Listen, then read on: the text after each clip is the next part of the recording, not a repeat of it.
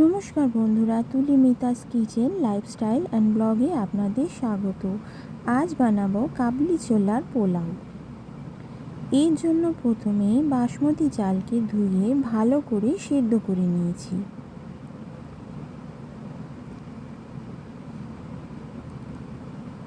কাবলি ছোলাকেও সেদ্ধ করে নিয়েছি। এছাড়া লাগছে ক্যাপসিকাম, পেঁয়াজ কুচো, কাঁচা লঙ্কা কুচো, লেবু, রসুন কুচো, নুন, চিনি, গোলমরিচের গুঁড়ো, তেল, মাখন। ফোড়নে লাগছে গোটা জিরে, দারচিনি এবং এলাচ। প্রথমে গ্যাস অন করে কড়াই বসিয়ে দিয়েছি। কড়াই খুব ভালোভাবে গরম হয়ে এলে এতে সাদা তেল দিয়ে দিচ্ছি। তেল খুব ভালোভাবে গরম করে নিয়ে এতে গোটা জিরে, দারচিনি এবং এলাচ ফোড়ন দিয়ে দিচ্ছি। ফোড়ন খুব ভালোভাবে ভেজে নিয়ে এতে দিয়ে দেব রসুন কুচো। রসুন কুচো দিয়ে খুব ভালোভাবে ভেজে নিচ্ছি। এরপর দিয়ে দেবো কাঁচা লঙ্কা কুচো। রসুন এবং কাঁচা লঙ্কা কুচো দিয়ে ভালোভাবে ভেজে নেওয়ার পর এতে দিয়ে দিচ্ছি পেঁয়াজ কুচো। পেঁয়াজ দিয়ে খুব ভালোভাবে ভেজে নিচ্ছি।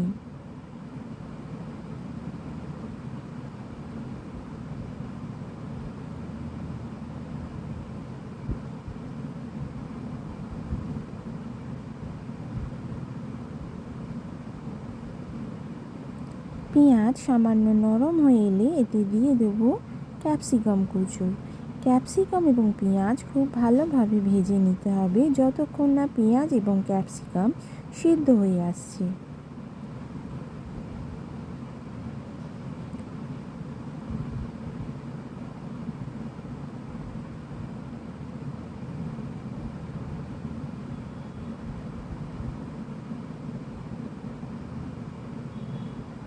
পেঁয়াজ এবং ক্যাপসিকাম ভালোভাবে ভেজে নেওয়ার পর এতে দিয়ে দেব আগে থেকে সিদ্ধ করে রাখা কাবলি ছোলা। কাবলি ছোলা দিয়ে খুব ভালোভাবে ভেজে নিচ্ছি।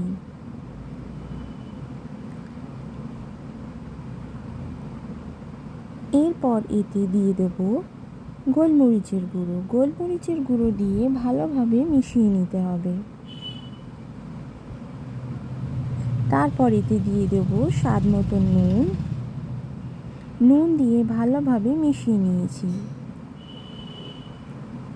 তারপর এতে দিয়ে দেব চিনি। চিনি দিয়েও ভালোভাবে ছোলার সঙ্গে মিশিয়ে নিচ্ছি।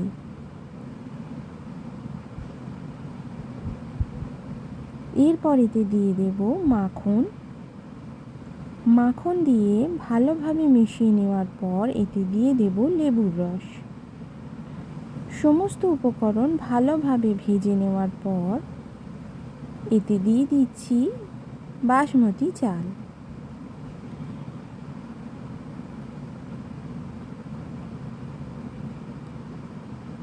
সমস্ত উপকরণ চালের সঙ্গে ভালোভাবে মিশিয়ে নিতে হবে। ভালোভাবে মিশিয়ে নেওয়ার পর কিছুক্ষণ রান্না করলেই আমাদের কাবলি ছোলার পোলাও রেডি হয়ে যাবে। গরম গরম এই পোলাও আমরা পরিবেশন করে দেব। আপনাদের যদি এই রেসিপি ভালো লেগে থাকে কমেন্টে আমাকে জানাবেন, লাইক করবেন, শেয়ার করবেন এবং সাবস্ক্রাইব করবেন। নমস্কার বন্ধুরা, আজ তাহলে আসি।